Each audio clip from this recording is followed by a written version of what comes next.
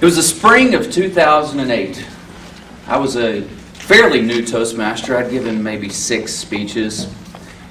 And I'd entered my first international speech contest. And I was preparing the speech, and as I was giving it to myself, I felt like there was something missing. I didn't know what it was. They were just dull. They were just mundane. So I got on the internet, and I literally spent hours watching videos of motivational speakers, preachers, just anybody I could find who was giving speech. And finally I noticed a little trend, and I picked up on it. And I used that formula, that concept, and put it into my speech. And all of a sudden I had a speech that won the club, it won the area, it won the division, and it came in a close second at district to a person who went on to, at that time, the regionals, and I believe she won the regionals. I didn't ever follow up on that, but so that formula is simple. It's a simple concept, but it totally changed the way I develop a lot of my speeches. Not all, but a lot. So how does it work? Well, think about it. A lot of us were taught how to give speeches in high school, maybe college, maybe at Toastmasters, but we learned a fairly linear concept. You give an introduction, you go point 1, point 2, point 3, conclusion. That'll get you an A in speech class, I promise. That's what every speech teacher wants to see. Introduction, point 1, point 2, point 3, conclusion. It's great.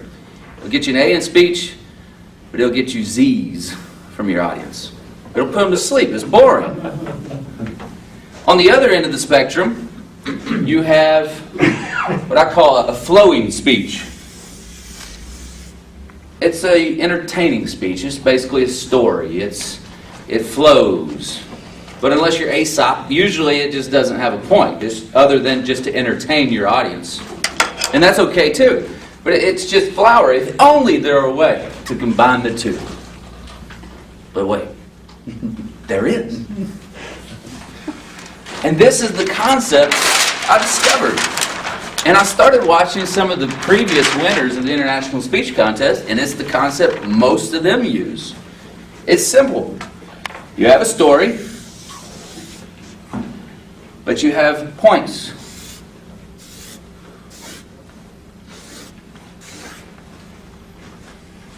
They just combine the two. Let's think about it. Your introduction. Right here. You start with a story. If I were to walk up here and say, today I'm going to talk to you about 3 things.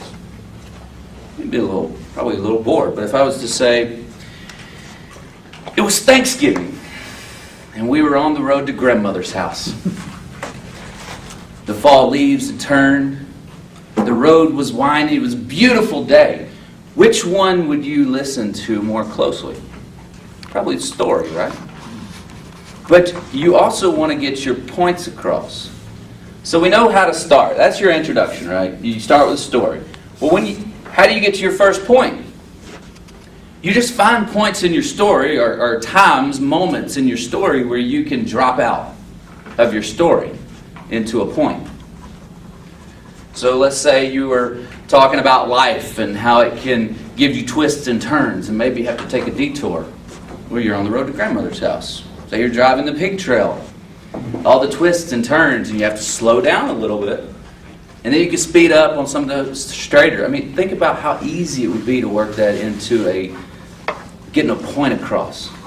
You could simply drop out of your story for a moment, press pause, and say, just like in life, there are times when we really have to slow down on this trip we're taking and take a look around and take care of other issues before we move on. And then you simply jump back into your story. Maybe you've arrived at grandmother's house. You see how that works? So you do that for this point, and then this point. And then finally the conclusion. You simply wrap it up. You tie your story up with your points. And actually I took the one I was going to use about my conclusion, but I gave a speech a while back about renovating a house. And I told a story about renovating my house. And I used several points. Like on TV, they show it only takes 30 minutes to do a whole kitchen on a TV show, and they leave out a lot of the extra stuff. So when you're wrapping it up, if you told that story, you could say life's not always, it doesn't always fit into that 30-minute window. There's a lot of unseen details. There's a lot of unseen work that has to go in before you can be successful. See how I wrapped that renovation story into a motivational speech? So that's how you conclude. So why would you even want to use this method? Well, there's a couple of reasons. One, audience remembers stories. You remember stories. You hear it every time I get an evaluation. Use a story. Audience remembers stories. Audiences forget points. The problem is we want to get across points as the speaker. So you just melt the two together. But the audience will remember, and you'll remember. It's a very easy way to memorize a speech. You know your stories. You know the road to grandmother's house. You've just visualized that road, and when you come to that certain turn where you got to get down to 15 miles per hour, you know that's when you stop and you drop out and give your point. It's a very easy way to memorize your speech.